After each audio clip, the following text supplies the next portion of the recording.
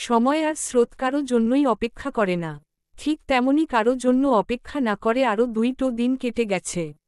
আজকে অলির শেষ পরীক্ষা। 9টা বাজতেই অলি গোসল সেরে রেডি হয়ে নেয়। গোসল করে পরীক্ষা দিতে গেলে শরীর আর মন দুটোই ভালো লাগে। যদিও সে জানে এসব করেও তার মন ভালো লাগবে না, কারণ ভালো কিছু তো হচ্ছেই না তার সাথে। সেই ক্ষেত্রে ভালো না লাগাটাই স্বাভাবিক। অলি রেডি হতেই দেখল তার মাও শপে যাওয়ার জন্য রেডি হয়ে এসেছে। আজকে তুমি দেরি করে যাচ্ছ কেন মা? ভাবলাম আজকে তোর সাথেই যাই। কালকে তো তুই চলেই যাবি। অলি মুখে হাসি ফুটিয়ে মাকে জড়িয়ে ধরল। আরে তাড়াতাড়ি চল, এমনিতেই আমার দেরি হয়ে যাচ্ছে। অলি মাকে ছেড়ে দিল, তারপর তারা বাড়ি থেকে বেরিয়ে হাঁটা ধরল। মা আজকে একটু তাড়াতাড়ি আসবে বুঝলে? আমি বাবাকেও তাড়াতাড়ি আসতে বলে দিয়েছি। আসমা বানু ভ্রু কুঁচকে জিজ্ঞেস করলেন। কেন?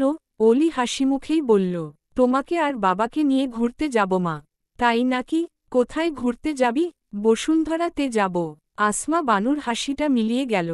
তোর কি কিছু লাগবে? আমার জন্য লাগবে না মা, তোমার জন্য লাগবে। আসমা বানু জিজ্ঞাসু দৃষ্টিতে তাকালেন। অলি হাসি থামিয়ে বলল, তোমার কতগুলো নতুন বোরকা কেনা উচিত মা। এগুলো অনেক পুরনো হয়ে গেছে। তাই তোমার আর বাবার জন্যই শপিং করতে যাব। আরে সেসবের কোনো প্রয়োজন নেই। এগুলো দিয়েই আরও 2-3 বছর চলে যাবে অলি। অলি কিছুক্ষণ চুপ থেকে বলে উঠল, আমি তোমাদেরকে কিনে দেব মা, তাই টাকা নিয়ে চিন্তা করতে হবে না। আসমা বানু খানিকটা অপ্রস্তুত হয়ে গেলেন। আরে অলি, টাকার জন্য বলছি নাকি?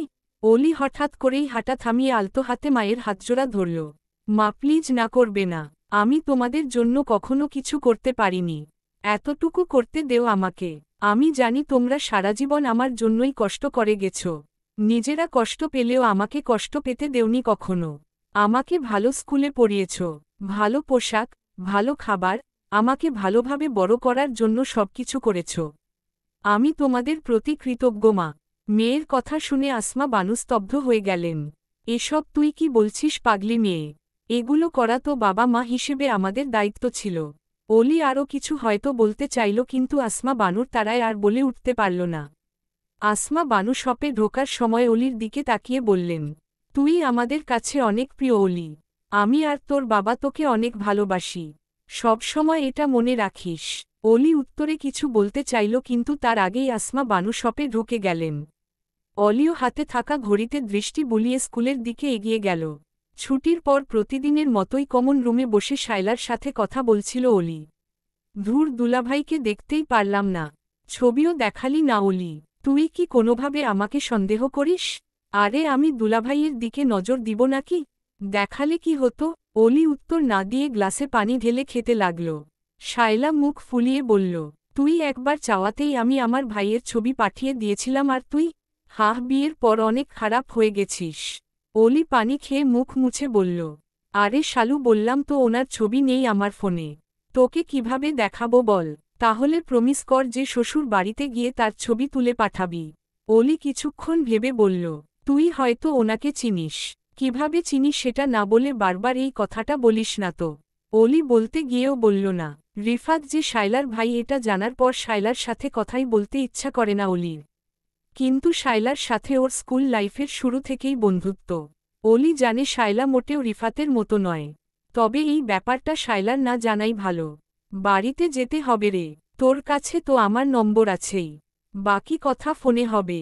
শায়লার উত্তরের অপেক্ষা না করেই অলি বেরিয়ে গেল। অলি বাড়িতে এসে হাতমুখ ধুয়ে দুপুরের খাবার খেয়ে নিল। তারপর নিজের রুমে এসে জামাকাপড় গোছাতে লাগল। সে এখনই সবকিছু গুছিয়ে রাখবে। মা বাবা আসলেই তাদেরকে নিয়ে শপিং করতে যাবে। অলি আলমারিটা খুলে প্রয়োজনীয় সব কাগজপত্র গুছিয়ে রাখল। তার সব প্রয়োজনীয় কাগজপত্র এই বাড়িতেই রেখেছে সে। আলভির সাথে তার বিয়ের কাবিননামা, শর্তের দলিলপত্র, তার বার্থ সার্টিফিকেট আর ক্রেডিট কার্ডটাও এখানেই রেখেছে। অলি সবকিছু গুছিয়ে রেখে বিছানার উপর বসল। পরীক্ষা শেষ হওয়াতে এখন একটু হালকা হালকা লাগছে। অলি নিজের পেটের উপর হাত রাখল। বাবু, তুই কবে আসবি? আমি আর অপেক্ষা করতে পারছি না। নিজেকে বড্ড একা একা লাগে। তুই তাড়াতাড়ি আয় প্লিজ। অলির ভাবনার মাঝেই তার ফোনটা বেজে ওঠে। অলি ফোনটা হাতে নিয়ে দেখল নোমান কল করেছে। রাতেও নোমান কল করেছিল, কিন্তু অলি কল রিসিভ করেনি। অলি এবারও কল রিসিভ করল না। কিন্তু নোমান ননস্টপ কল করেই যাচ্ছে। এক সময় বিরক্ত হয়ে অলি অনেক চেষ্টা করে নোমানের নম্বরটা ব্লক করে দিল।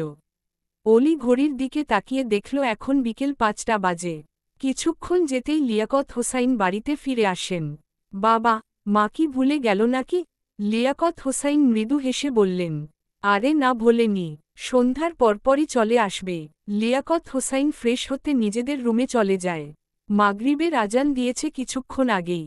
অলি কিছুক্ষণ বসে থেকে অজু করে এলো। অলির মা সবসময় বলে এই সময়ে বেশি বেশি আল্লাহর ইবাদত করতে হয়। তাই অলি চেষ্টা করে ৫ ওয়াক্ত নামাজের পাশাপাশি বিভিন্ন নফল ইবাদতগুলোও করার। অলি নামাজ আদায় করে কোরআন শরীফ পাঠ করছিল। ঠিক তখনই তার কানে ভেসে আসে এমন কিছু যা শোনার জন্য সে মোটেও প্রস্তুত ছিল না। অলি, তোর মা অ্যাক্সিডেন্ট করেছে। অলি ধৈর্য সহকারে নিজের পাঠকৃত আয়াতটি শেষ করে কোরআন শরীফটি জায়গামতো রেখে বাবার রুমে ছুটে এলো। লিয়াকত হোসাইন নিজেও সবেমাত্র নামাজ শেষ করে তসবিহ সহ পাঠ করছিলেন, তখনই আসমা বানুর বান্ধবী কল দিয়ে তাকে এই দুঃসংবাদটা জানায়। লিয়াকত হোসাইন আলমারি থেকে টাকা বের করে পকেটে নিলেন। বাবা, মায়ের কি হয়েছে? মা ঠিক আছে তো? অলির কথায় লিয়াকত হোসাইন নিজের চোখজোড়া মুছে অলির দিকে তাকায়। সে দেখতে পায় অলিও ইতোমধ্যেই কান্নাকাটি শুরু করে দিয়েছে। আরে আম্মু, কাঁদছিস কেন? তোর মাকে হসপিটালে নেওয়া হয়েছে। আল্লাহর রহমতে কিচ্ছু হবে না দেখিস। অলির মন যে মানে না, সে হাউমাউ করে কেঁদে উঠল। আমার মা কোথায়? বাবা, আমাকে তাড়াতাড়ি মায়ের কাছে নিয়ে চলো। লিয়াকত হোসাইন অলির কাছে এগিয়ে এসে অলির মাথায় হাত রাখলেন। তোর মা সব সময় বলে বিপদ আসলে ভেঙ্গে পড়তে নেই। ধৈর্য ধর আম্মু, সবকিছু ঠিক হয়ে যাবে। অলি কান্নারত অবস্থাতেই মাথা নাড়ায়। লিয়াকত হোসাইন অলিকে নিয়ে হসপিটালের উদ্দেশ্যে রওনা দেয়। ১৫ মিনিটের মাথায় তারা হসপিটালে এসে পৌঁছায়। আসমা বানুর বান্ধবী মিসেস রাবেয়া আক্তার করিডোরেই বসেছিলেন। লিয়াকত হোসাইন তার কাছে গিয়ে জিজ্ঞেস করলেন, আসমা কোথায়? কিভাবে হলো এসব? ভাইজান, আসমাকে তো ওটিতে নেওয়া হয়েছে। আসমার আজকে বাড়িতে ফেরার খুব তাড়া ছিল, তাই আমিও ওর সাথেই দোকান বন্ধ করে বেরিয়ে যাই, কিন্তু পথিমধ্যেই হঠাৎ একদল ছিনতাইকারী আমাদের গতিরোধ করে আর আমাদের ব্যাগ টেনে নিয়ে যায়। আসমা বেখেয়ালি হয়ে তাদের পিছু নিলে একটা প্রাইভেট কারের সাথে। অলি কেঁদে উঠল। আমার মা ঠিক হয়ে যাবে তো? হে আল্লাহ, আমার মাকে তুমি ঠিক করে দেও। লিয়াকত হোসাইন মেয়েকে সামলাবেন না নিজেকে সামলাবেন সেটাই বুঝতে পারছেন না। অলি নিজেকে সামলাতে চেয়েও সামলাতে পারে না। একসময় কাঁদতে কাঁদতে অলি সেন্সলেস হয়ে যায়। লিয়াকত হোসাইন অলিকে রাবেয়ার নিকট রেখে তার জন্য ডাক্তার ডাকতে চলে যায়, কিন্তু এমন সময়ই দুজন লোক আসে রাবেয়া আক্তারের কাছে। একজন তার দিকে গান-তাক করে ভয়ভীতি দেখায়, আরেকজন অলিকে তুলে নিয়ে চলে যায়। তাদের হাতে গান থাকাতে আশেপাশের কেউ আর এগোনোর সাহস পেল না। ঘটনা এত দ্রুত ঘটে যায় যে কেউ কিছু বুঝে ওঠার আগেই অলিকে নিয়ে তারা হাওয়া হয়ে গেল। লিয়াকত হোসাইন ফিরে এসে মেয়েকে দেখতে না পেয়ে অস্থির হয়ে পড়লেন। সে পুরো হসপিটাল তন্নতন্ন করে খুঁজেও মেয়েকে আর পেলেন না। পরের দিন বিকেল বেলা, আজ শুক্রবার, আলভি নিজের রুমে বসেই সময় কাটাচ্ছে। পুরো রুম জুড়ে পিনপতন নীরবতা। সেই নীরবতার মাঝে শুধু কিবোর্ড প্রেসের আওয়াজ। আলভি স্টাডি টেবিলে বসে ল্যাপটপে কাজ করছে। তখনই তার ফোনে একটা মেইল আসে। স্যার, আপনি যার নম্বর আর ইমেইল অ্যাড্রেস দিয়েছিলেন তার লোকেশন জানা গেছে। কথাটা শোনামাত্রই আলভি রিপ্লাই দিল, যাক, এতদিন পর আজকে জানতে পারলে তাহলে? স্যার, এতদিন নম্বরটা বন্ধ ছিল। আর নম্বরটা যার আইডি কার্ড দিয়ে কেনা হয়েছিল সে তো হাফ যুগ আগেই মাতারা চিহ্নরা গেছে। তবে আজকে শহরের একটা জায়গাতে তার অবস্থান জানা গেছে। লোকেশন সেন্ড করো। সোহেল লোকেশন পাঠানোর পর আলভি খুব ভালো করে লোকেশনটা দেখে নিল। প্রথম যেদিন সেই আননোন নম্বর থেকে অলির ছবিগুলো পাঠানো হয়েছিল সেদিনই আলভির সন্দেহ হয়েছিল, কেউ তো আছে যে চায় না অলি আর তার মাঝে কোনো সম্পর্ক থাকুক। যদি সেটা নাই হয় তাহলে কেন সে অলির ছবিগুলো তাকে পাঠাবে? আলভির রিফাতকে সন্দেহ হচ্ছে। সেদিন রাগের মাথায় অলির সাথে সে খারাপ বিহেভ করে ফেলেছিল। সে জানে অলি একটু গ্রিডি টাইপের হতে পারে, তবে ততটা খারাপ হতে পারে না। কিন্তু অলির উপর তো সে আগে থেকেই রেগেছিল, যার জন্য অলির সাথে ইচ্ছাকৃতভাবেই যোগাযোগ রাখেনি। তাছাড়া সে যদি যোগাযোগ রাখত তাহলে সেই লোকটা আরও ঝামেলা লাগাতে চাইতে পারে। এসব চিন্তা করেই আলভি অলির সাথে সমস্ত যোগাযোগ বন্ধ রেখেছে। রিফাত, তোকে একবার পাই, তোকে আমি তারা চিহ্ন রেই ফেলব। আমার জীবনের সবচাইতে বড় শত্রু তুই। আর এসবের পেছনে যদি তুই থাকিস তাহলে তোকে আমি সবচাইতে করুণ মৃতারা চিহ্ন তত্ত্ব উপহার দেব। আলভি রেডি হয়ে লোকেশন ফলো করে বেরিয়ে গেল, তার সাথে দিহান আর সোহেলও আছে। লোকেশন কোথায় দেখাচ্ছে? স্যার, লোকেশনে তো দেখাচ্ছে সেই সিম কার্ড ব্যবহারকৃত লোকটা সামনের ক্যাফেতেই আছেন। সোহেল, তুমি বাইরেই অপেক্ষা করো, আমি আর দিহান যাচ্ছি। সোহেল মাথা নাড়িয়ে হ্যাঁ বলল। আলভি মূলত পারিবারিক বিষয়ে সোহেলকে জানাতে চায় না বলেই তাকে এখানে থাকতে বলেছে। আলভি আর দিহান ভেতরে গিয়ে কিছু খাবার অর্ডার করল। তারপর একটা টেবিলে গিয়ে বসল। তখনই আলভির সাথে তার মেডিকেল অ্যাডমিন অ্যাসিস্ট্যান্ট লাবিবের দেখা হয়ে যায়। আরে স্যার, আপনারা এখানে? আলভি গম্ভীর মুখেই বলল, আমরা তো একটা কাজেই এখানে এসেছি। তোমার কি খবর? এখানে কি করছো? স্যার, আজকে তো আপনার অ্যাপয়েন্টমেন্ট নেই, আমারও কাজ ছিল না, সেই জন্যই আমি ভাবলাম আমার এক বন্ধুর সাথে দেখা করে নেই। আলভি চোখ দিয়ে দিহানকে ইশারা করতেই দিহান একটা নম্বরে কল করল। সাথে সাথেই লাবিবের ফোন বেজে ওঠে। লাবিব প্রথমে ব্যাপারটা বুঝতে না পারলেও যখন সে বুঝতে পারল যে আলভি তাকে ধরে ফেলেছে ততক্ষণে অনেক দেরি হয়ে গেছে। আলভি তো চেয়ার থেকে উঠে এসেই লাবিবের কলার চেপে ধরে। তুই আমাকে অলির ছবিগুলো কেন দিয়েছিলি? কি সমস্যা তোর? বলেই আলভি লাবিবকে কয়েকটা ঘুষি দিয়েই বসল। স্যার, মা তারা চিহ্ন রবেন না স্যার, আগে আমার কথাটা তো শুনুন। আলভি লাবিবের মুখ বরাবর একটা ঘুষি দিয়ে বলল, কে বলেছে এসব করতে সেটা আগে বল। দিহান আলভির হাত থেকে লাবিবকে ছাড়িয়ে আলভির উদ্দেশ্যে বলল, আরে ওকে বলতে তো দিবি। আলভি একটা শ্বাস টেনে বলল, বল বল, কে বলেছে অলির ছবিগুলো আমাকে দিতে? লাবিব একটা ঢোক গিলে বলল, স্যার, আমাকে কেউই বলেনি, আমি তো সেদিন সেই রাস্তা দিয়েই যাচ্ছিলাম, তখনই দেখলাম অলি। আলভি ধমকের স্বরে বলল, ম্যাডাম বল। জি স্যার, ম্যাডাম। ম্যাডাম একটা ছেলের সাথে ঘোরাঘুরি করছেন। আমি তো ম্যাডামকে চিনতাম, সেদিন ওনাকে হসপিটালেও তো নিয়ে এসেছিলেন, সেই জন্যই ভাবলাম। আলভি চেঁচিয়ে উঠল, কি ভাবলি যে এটা দিয়েই ঝামেলা লাগিয়ে দেই তাই না? সরি স্যার, কিন্তু আপনি ভুল বুঝছেন। আমি তো ভাবলাম ম্যাডাম যে বাইরে এসব করে বেড়াচ্ছে সেটা আপনাকে জানানো প্রয়োজন, সেই জন্যই জানিয়েছিলাম। বিশ্বাস করুন, আমি প্রথমে আপনার ফোনেই ছবিগুলো দিয়েছিলাম, কিন্তু আপনি সিন করছিলেন না, সেই জন্যই আমি বাধ্য হয়ে আপনার ফ্যামিলির সবাইকে ছবিগুলো পাঠিয়ে দিয়েছিলাম। দিহান করা গলায় বলল, ওই তুই ওনাদের সবার নম্বর কোথায় পেলি? স্যার, খুঁজলে তো বাঘের চোখও পাওয়া যায়, সেখানে নম্বর জোগাড় করা এমন কোনো বড় ব্যাপার নয়। আলভি লাবিবের শার্টের কলার খামচে ধরে জিজ্ঞেস করল, অ্যাড্রেসটা দিয়ে মেইলটাও তুইই করেছিলি? লাবিব নিজেকে ছাড়ানোর চেষ্টা করে বলল, জি স্যার, আর আমি সেই দিনের ব্যবহারের জন্য ক্ষমা চাইছি, আসলে ম্যাডামের উপর আমার ভীষণ রাগ উঠেছিল, বিশ্বাস করুন। দিহান ভ্রু কুচকে লাবিবের দিকে তাকাল, তোর আবার ভাবির উপর কেন রাগ উঠেছিল শুনি? উনি ধোকা দিলে এভিকে দিয়েছে, তোকে তো দেয়নি। স্যার, তাসনিম স্যারকে আমি ভাইয়ের মতো মনে করি, সেই জন্যই ওনার চোখ খুলে দেওয়ার জন্য আমি এমনটা করেছি, বিশ্বাস করুন, আমার অন্য কোনো উদ্দেশ্য ছিল না। আলভি রাগী কণ্ঠে বলল, হোয়াট ডু ইউ মিন? তোর কি মনে হয় এতদিন আমার চোখ বন্ধ ছিল? না স্যার, আসলে ম্যাডাম যেই ছেলেটার সাথে লাইনে তারা চিহ্ন রেছে সেই ছেলেটা আমার বন্ধু, আর এই ব্যাপারটা নিয়েই আমি অনেক রেগে গিয়েছিলাম। আমার বন্ধু নোমান তো আপনার বউ বলতে অজ্ঞান, ওকে পুরোই ফাঁসিয়ে নিয়েছে আপনার বউ। আর ম্যাডাম যে বিবাহিতা সেটাও নোমান জানত না, যদিও বা এখন জানে, কিন্তু ম্যাডাম এখনও নোমানকে ছাড়েনি। সে বলেছে আপনি নাকি একজন রেপিস্ট, সে নাকি আপনার সাথে সুখী নেই, আপনি নাকি তাকে ধর্ষণ। আরও কিছু বলার আগেই আলভি লাবিবকে আবারও ঘুষি দিয়ে বসে, আর একটাও বাজে কথা বললে আমি তোর জিভ টেনে ছিঁড়ে ফেলব। দিহান আলভিকে সান্ত্বনা দিয়ে বলল, তুই ওর উপর চিল্লাচ্ছিস কেন? ওকে যেতে বল দিহান, নইলে আমি ওকে মেরেই ফেলব। লাবিব নিজে শার্টের কলার ঠিক করে বলল, স্যার, আমি জানি না ম্যাডাম আপনাকে আর নোমানকে কিভাবে একসাথে কন্ট্রোল করছে। আমি যখন ওকে বলতে গেলাম যে ম্যাডাম বিবাহিতা তখন ও এরকমই রিয়েক্ট করেছিল। আরে ভাই, এখানে আমার দোষটা কি? আমি তো জাস্ট ম্যাডামের আসল রূপটা সামনে আনতে চেয়েছি। আলভি আর সহ্য করতে পারল না, চিৎকার করে বলে উঠল, তুই যাবি নাকি আমার হাতেই মতারা চিহ্ন রবি? লাবিব একটু দূরে সরে গিয়ে বলল, স্যার, আমি তো নোমানের সাথে দেখা করতেই এখানে এসেছি। শুনেছি ও নাকি ওর গার্লফ্রেন্ড মানে ম্যাডামকে নিয়ে এখানেই আসবে। আমি জাস্ট সামনাসামনি থেকে দেখতে চাই যে ম্যাডাম ঠিক কিভাবে ইমোশনাল ব্ল্যাকমেইল করে আমার বন্ধুর ব্রেইন ওয়াশ করে। আলভি চমকে তাকাল, অলি এখানে আসবে? লাবিব মাথা নাড়িয়ে বলল, জি স্যার, আপনি চাইলে নিজের চোখেই দেখতে পারেন। দিহান বুঝতে পারল এখানে অনেক খারাপ কিছু হতে চলেছে। সে আলভির হাত ধরে বলল, আরে ও যা নয় তাই বলছে, তুই ওর কথা বাদ দে। চল, আজকে আমার অ্যাপয়েন্টমেন্ট আছে, যেতেই হবে, চল প্লিজ। আলভি দিহানের হাত সরিয়ে দিয়ে শীতল কণ্ঠে বলল, তোর অ্যাপয়েন্টমেন্ট আছে, তুই যা। দিহান, ডাক্তার হিসেবে আমার কাজ হচ্ছে জীবন বাঁচানো, তাই না?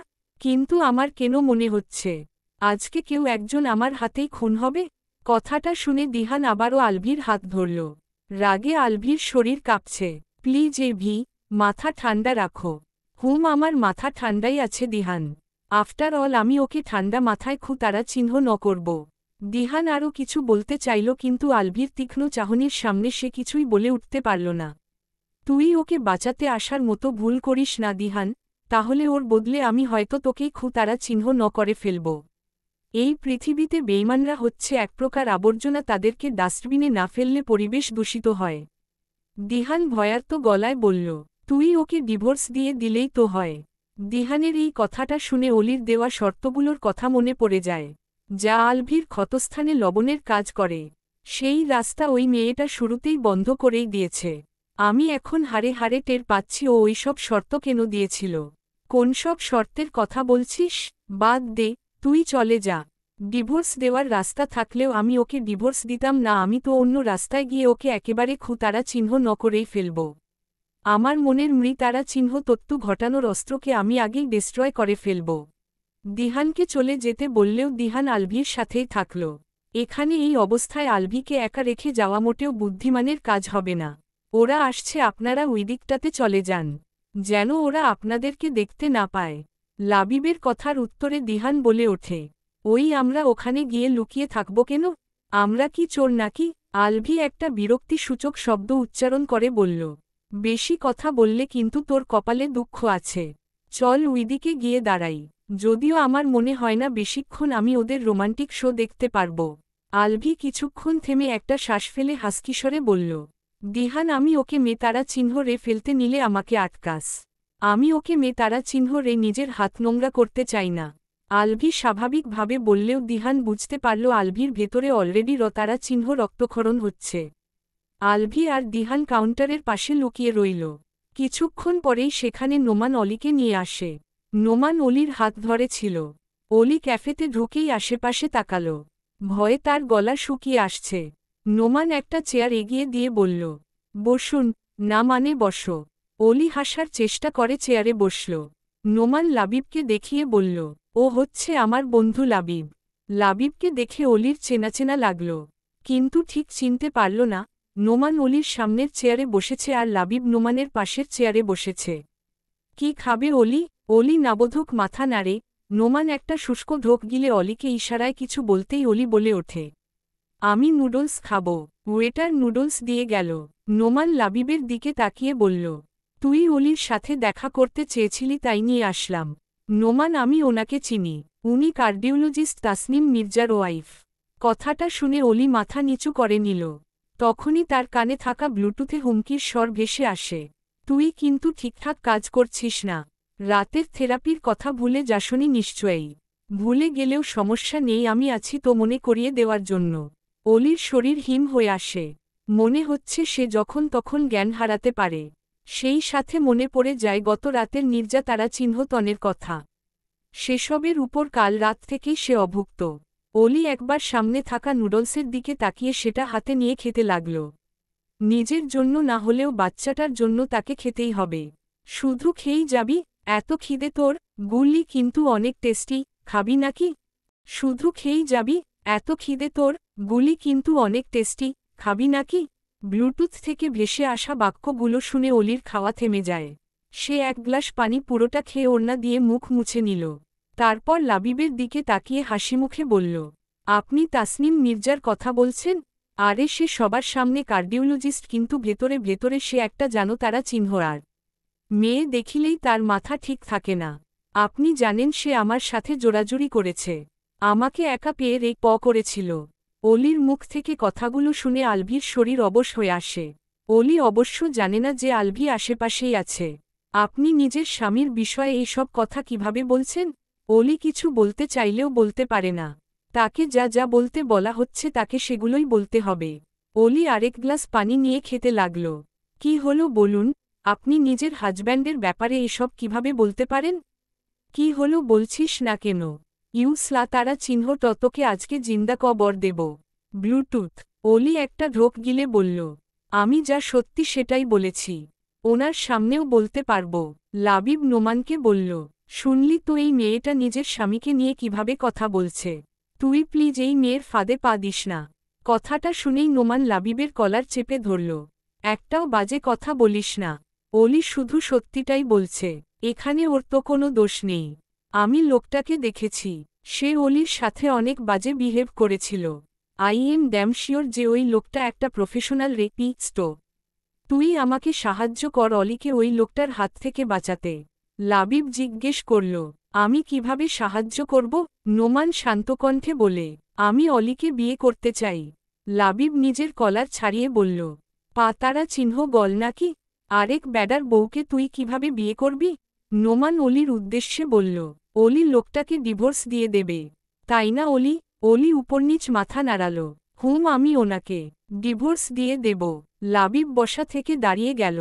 তোদের যা ইচ্ছা কর, আমি এসবের মধ্যে নেই।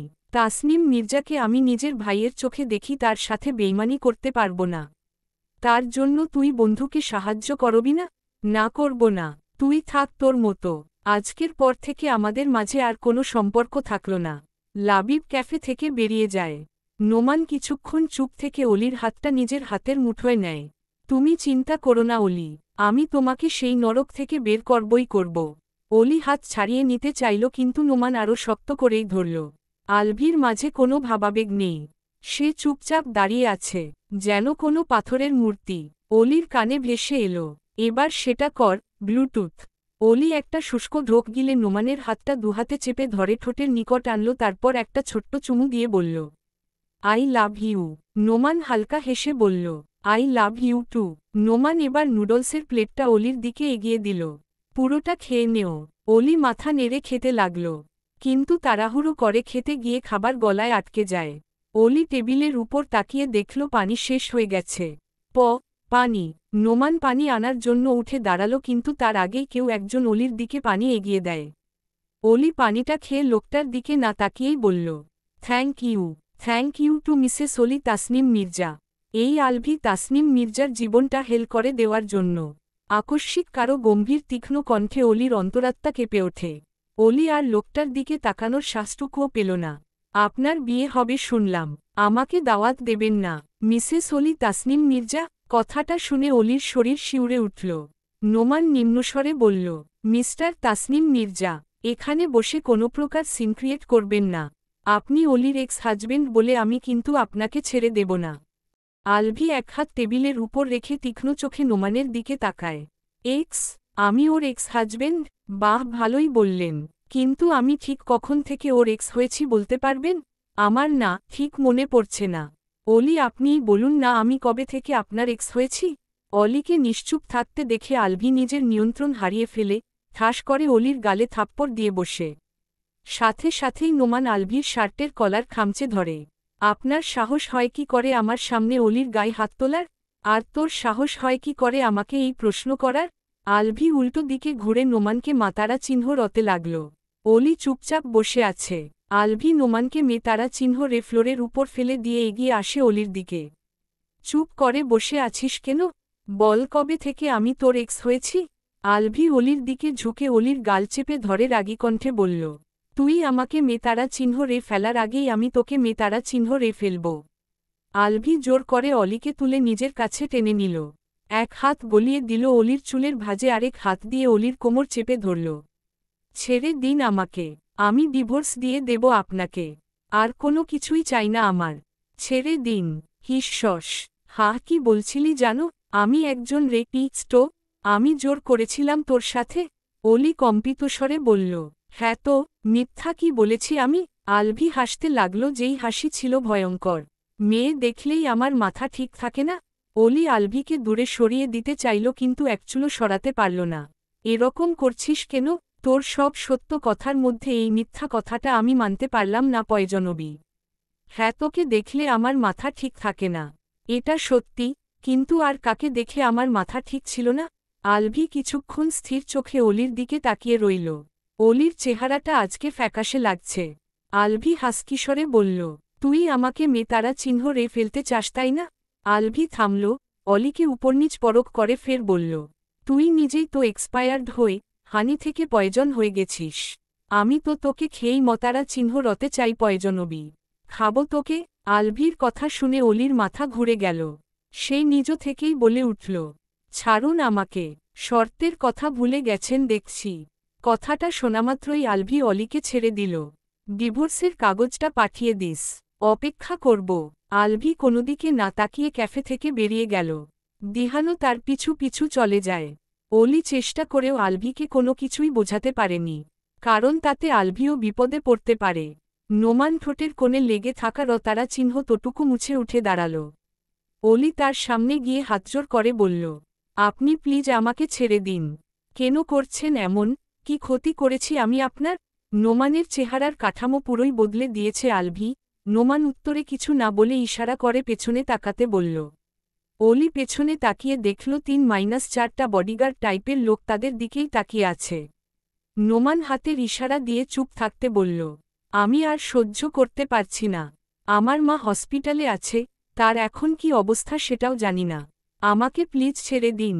নোমান ইশারা দিয়ে বোঝালো অলির কানে থাকা ব্লুটুথের মাধ্যমে কেউ একজন সব কথাই শুনছে, তাই অলির চুপ থাকা উচিত। অলি ইশারা বুঝতে পেরে চুপ হয়ে গেল। সেই 3-4 জন লোক কিছুক্ষণ দাঁড়িয়ে থেকে অলি আর নোমানকে ইশারায় ডাক দেয়। অলি যেতে না চাইলেও নোমান জোর করে অলিকে নিয়ে একটা কালো রঙের গাড়িতে উঠে বসল। ঘড়ির কাঁটা 11টা ছুঁই ছুঁই। আলভি নিজের রুমে বসে ড্রিঙ্কস করছে। যদিওবা সে আগে প্রায় সময়ই ড্রিঙ্কস করত, কিন্তু আজ থেকে 3 মাস আগের ঘটনাটার পর আলভি আর অ্যালকোহল ছুঁয়েও দেখেনি। কিন্তু 3 মাস পর আজকে বাড়িতে আসার সময় সে এগুলো নিয়ে এসেছে। যদিওবা সে এখনও পুরোপুরিভাবে বিষয়টা মেনে নিতে পারেনি। অলির মতো এত কম বয়সী একটা মেয়ের দ্বারা কিভাবে এসব সম্ভব? আলভির জন্য তার একটুও খারাপ লাগল না। ড্রিঙ্কস করতে করতে এক পর্যায়ে আলভি ব্ল্যাকআউট হয়ে যায়। অলিকে একটা রুমে চেয়ারের সাথে বেঁধে রাখা হয়েছে। তার চুলগুলো এলোমেলো, গালে অসংখ্য চরের দাগ। থাপ্পড়ের তীরতায় তার গাল আর ঠোঁট ফেটে গেছে। যদিওবা গতরাতে তাকে মারতারা চিহ্ন ধর করা হয়নি, শুধুমাত্র অন্ধকার রুমে আটকে রাখাই হয়েছিল। কিন্তু আজকে একটা হাতির মতো লোক এসে তাকে গুনে গুনে 30টা থাপ্পড় মেতারা চিহ্নরেছে। কিছুক্ষণ পর নোমান এসে অলির সামনে বসল। অলির মাঝে চেতনা তো আছে, কিন্তু কোনো কিছু বলার মতো শক্তি নেই। অলি গতকাল হসপিটালে বোরকা পরেই গিয়েছিল, কিন্তু নোমানের সাথে ক্যাফেতে যাওয়ার সময় তাকে একটা 3 পিস দেওয়া হয়েছিল, যেটা এখনও তার পরনেই আছে। নোমান অলির সামনে থাকা টেবিলের উপর একটা ফোন এনে রাখল। অলি কোনো প্রকার প্রতিক্রিয়া করল না। তার মাথা একদিকে হেলে রয়েছে, ঘেমে যাওয়ার কারণে চুলগুলো মুখের সাথে লেপ্টে আছে। হঠাৎ করেই ফোনের অপর পাশ থেকে একটা হাসির শব্দ ভেসে আসে। অলি জানে এই লোকটা হচ্ছে রিফাত। অলির এখনও সেই রাতের কথা মনে আছে, যেই রাতে রিফাত তাকে ভুমভাং বুঝিয়ে আলভির রুমে আটকে দিয়েছিল। সবাইকে ভুলে গেলেও এই লোকটার কণ্ঠস্বর কখনো ভুলতে পারবে না।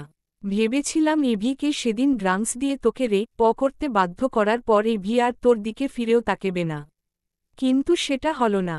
কথাটা যেন অলির কানে তীব্র আন্দোলন তুলল। সেই নিভু নিভু চোখে সামনের টেবিলের উপরে রাখা ফোনটার দিকে তাকাল। কিন্তু এভি তো সেই ঘটনার পর তোকে পাওয়ার জন্য আরও বেশি ডেসপারেট হয়ে উঠল। লোকটার কণ্ঠ শুনে অলির প্রচণ্ড ঘৃণা হচ্ছে। জানিস তো, আমার মাঝে মাঝেই ইচ্ছা হয় এভি কিসের জন্য এত বেশি ডেসপারেট সেটা টেস্ট করে দেখতে। বাট ইউ নো, আমি আবার কারো উচ্ছিষ্ট খাই না। লোকটা বিকট শব্দে হেসে উঠল। আমি এখনও বুঝতে পারছি না যে এত কিছু করার পরেও এভি তোর কথা এখনও কেন ভাবছে। ট্রাস্ট মি, ওর জায়গায় আমি থাকলে কখন আরেকটা বিয়ে করে নিতাম। ওর উপরে আমার প্রচণ্ড রাগ উঠছে জানিস তো। ইচ্ছা করছে ওর হার্টটা খুলে এনে পরীক্ষা করে দেখতে, যে সেখান থেকে কেন তোকে এখনও বের করতে পারছি না। কিন্তু সেটাও করতে পারবো না, কারণ এভির হার্ট খুলে ফেললে ও তো তারা চিহ্ন রে যাবে, আর ওকে তো তারা চিহ্ন রে ফেলতেও পারবো না। অলি সবগুলো কথা মন দিয়ে শোনার পর বহু কষ্টে মাথা সোজা করে বসল।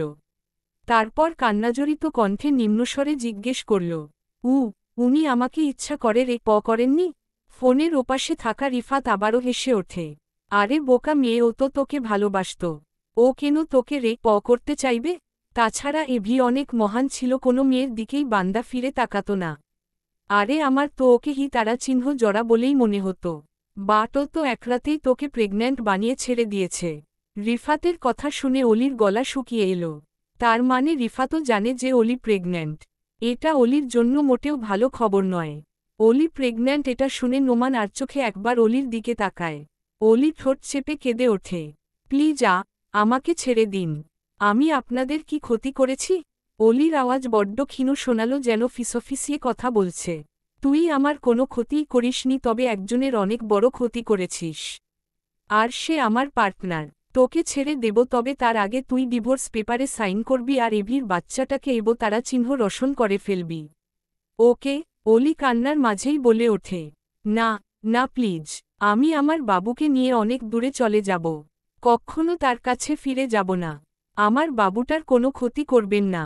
না, আমার পার্টনার বলেছে বাচ্চাটাকে বাঁচিয়ে রাখা যাবে না। তো সেই কথা মতোই কাজ হবে। বেশি তোত্তারামি করলে বাচ্চার সাথে সাথে তোকে উপরে পাঠিয়ে দেব। ফোনের ওপাশে থাকা রিফাত নোমানের উদ্দেশ্যে বলল। নোমান ডিভোর্সের কাগজটায় ওকে দিয়ে সই করিয়ে নে। নোমান মাথা নেড়ে রুম থেকে বাইরে বেরিয়ে যায়। কিছুক্ষণ পর হাতে একটা কাগজ নিয়ে রুমে প্রবেশ করে। অলি ফুপিয়ে ফুপিয়ে কাঁদছে। নোমান অলির হাতের বাঁধন খুলে একটা কলম ধরিয়ে দেয়। এখানে সাইন করে দেও। অলি শরীরের সমস্ত শক্তি দিয়ে নিজের হাত সরিয়ে নেয়। আমি ওনাকে ডিভোর্স দেব না। আপনাদের যা ইচ্ছা করুন। অলির তেজি কণ্ঠ শুনে ফোনের ওপাশে থাকা রিফাত ধমকে উঠল। চুপচাপ সাইন কর, নইলে তোকে আবারও রুমে আটকে রাখা হবে। অলি হেসে উঠল। আমি আর একাকিত্বকে ভয় পাই না। আপনাদের যা ইচ্ছা তাই করুন। আমি তারা চিহ্ন রে যাব, কিন্তু সাইন করব না। তোর তারা চিহ্ন রে যাওয়ার অনেক শখ, তাই না? অলি ছলছল চোখে ফোনের দিকে তাকালো। আমার তো অনেক আগেই তারা চিহ্ন রে যাওয়ার কথা ছিল। হয়তো আজকের দিনটা দেখার জন্যই বেঁচেছিলাম। সেদিন তারা চিহ্ন রে গেলে আলভি তাসনিম মির্জার প্রতি ঘৃণা নিয়ে তারা চিহ্ন রতাম। কিন্তু আজকে তারা চিহ্ন রব নিজের ভাগ্যের প্রতি ঘৃণা নিয়ে। এটা জেনে খুশি হলাম যে সে আমাকে ইচ্ছাকৃত করেনি। অবাক হলাম এটা শুনে যে সে নাকি আমাকে শুরু থেকেই ভালোবাসত। মুগ্ধ হলাম এটা শুনে যে সে আমার আগে পরে অন্য কোনো নারীকে স্পর্শ করেনি।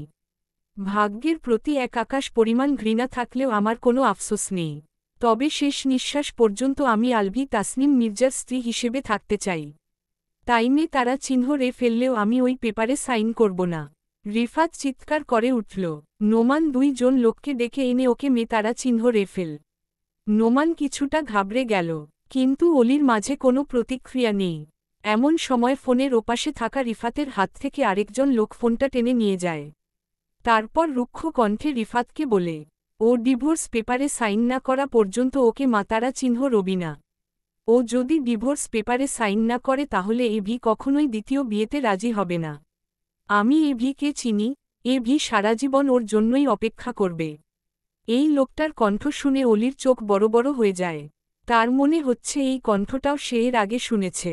কিন্তু সে পুরোপুরিভাবে বুঝতে পারছে না যে লোকটা আসলে কে, কারণ লোকটার বাচনভঙ্গি অন্যরকম।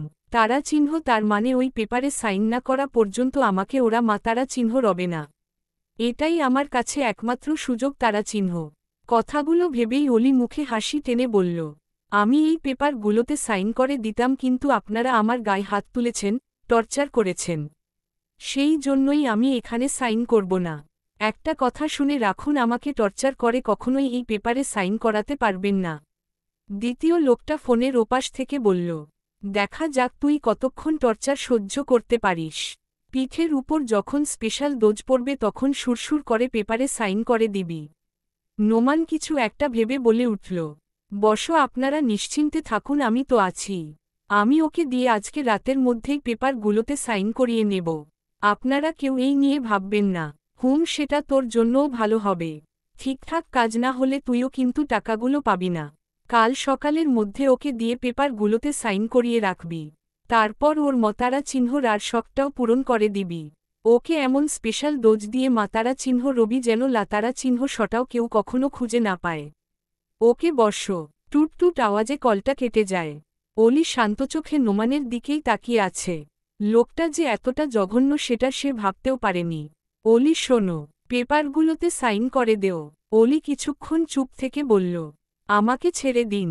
আমি ছেড়ে দিতে পারলে অবশ্যই দিতাম। আমি নিজ থেকে তোমাকে এখানে আনিনি অলি। ওনারা আমাকে যা করতে বলবে আমাকে তাই করতে হবে। তুমি হয়তো বিশ্বাস করবে না কিন্তু আমি তোমার ব্যাপারে কিছুই জানতাম না।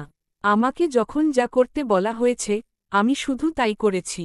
অলি ধীরকণ্ঠে জিজ্ঞেস করল, প্রথম থেকেই আপনি আমার সাথে অভিনয় করেছেন তাই না? নোমান হ্যাঁ বোধক মাথা নেড়ে বলল, তোমাকে এক্সিডেন্ট থেকে বাঁচানো বাদে সবকিছুই আমি ওনাদের কথামতো করেছিলাম। এক্সিডেন্ট আপনাদের প্ল্যানের বাইরে ছিল? আমাদের প্ল্যান নয়, সবকিছুই শুধুমাত্র ওনাদের প্ল্যান। আমি শুধুমাত্র ওনাদের কথামতো কাজ করেছিলাম। এমনকি তোমার নামটাও ওনারা আমাকে বলেনি। অলি সবকিছু শুনে নিজের পেটের উপর হাত রেখে বলল, আমার বাবুকে আমি বাঁচাতে চাই। তুমি সত্যিই প্রেগন্যান্ট? অলি মাথা নাড়িয়ে হ্যাঁ বলল, আমাকে অন্তত হেল্প করুন এখান থেকে বের হতে। নোমান একটা শ্বাস ছেড়ে বলল, আমি পারবো না অলি। ওনারা আমাকে টাকা দেবে, আর সত্যি বলতে টাকাগুলো আমার অনেক প্রয়োজন।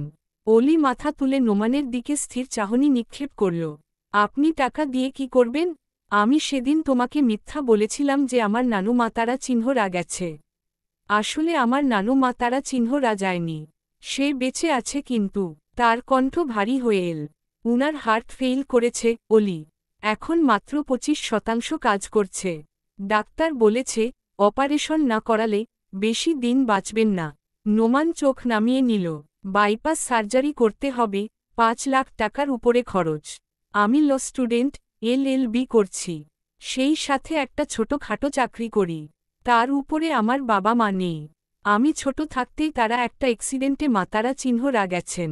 নানু ছাড়া আমার আপন বলতে কেউ নেই। টাকাগুলো আমার খুব প্রয়োজন অলি। আমি তোমাকে সাহায্য করতে পারবো না। অলি মনোযোগ দিয়ে নোমানের কথাগুলো শুনল। ওনারা আপনাকে কত টাকা দেবে? অলির স্বাভাবিক কণ্ঠ শুনে নোমান কিছুটা অবাক হয়েছে। এই রকম পরিস্থিতিতেও মেয়েটা এতটা স্বাভাবিক কিভাবে? বলুন, আমাকে তারা চিহ্ন ন করার জন্য ওনারা কত টাকা দেবে? 5 লাখ টাকার পুরোটাই দেবে। অলি মৃদু হাসল, আমি আপনাকে 10 লাখ টাকা দেব। আমাকে এখান থেকে বের হতে সাহায্য করুন। নোমান অলির কথা বিশ্বাস করতে পারল না। সে যতদূর জানে অলির ফ্যামিলি ব্যাকগ্রাউন্ড, অলিরা ধনী নয়। অলি, তুমি টাকা পাবে কোথায়? সেটা আপনার না জানলেও চলবে।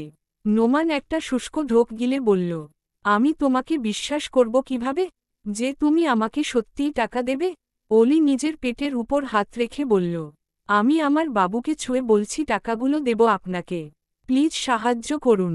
অলির চেহারা দেখে নোমানের ভীষণ মায়া লাগছে। নোমান অলির কথা বিশ্বাস করে নিল। আমি গ্যারান্টি দিতে পারছি না, তবে তোমাকে এখান থেকে বের করতে আমি সর্বোচ্চ সাহায্য করব। অলি বসা থেকে উঠে দাঁড়াল।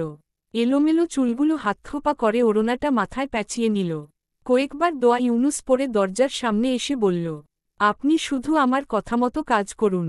নোমান মাথা নেড়ে অলির সামনে এসে দাঁড়াল।